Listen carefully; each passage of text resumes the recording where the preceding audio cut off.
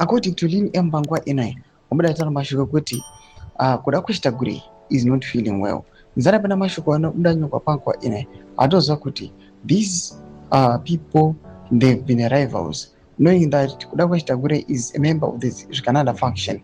And these individuals, Waitasana Lin M, these are critics. Bangwa Inai who are against the 2030 plan of Canada. Bangwa Inai, Open Beta Ofara, Bangwa Inai after learning that Kudakwashe Tagwirei is not or might not be feeling well. Sana penda mashu kumdanyi kwa pangwa ina. Don't subscribe or like or turn the bell icon. Lin Emma Mdanyi Rachiti. Get well soon, Temu President. Wishing you a speedy recovery, boss. Yaita Kutonganyika Ajibuye Nyori Unutopinda Nipakaoma. As a specialist in pain management, my professional interest is in post-surgical recovery. My thoughts and prayers are with you. Trauma developments anokuda pangwa inoi is mocking and also nokumuseka pangwa inoi after nokumthreaten as well after pangwa inoi learning kuti Tagwirei might not be feeling well.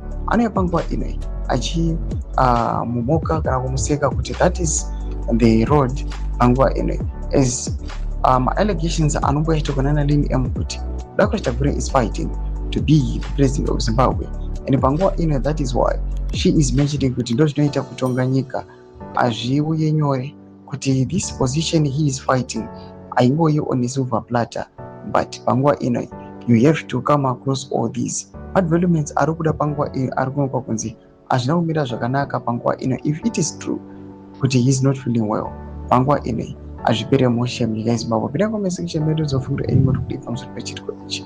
So subscribe or like up, put on the bell icon.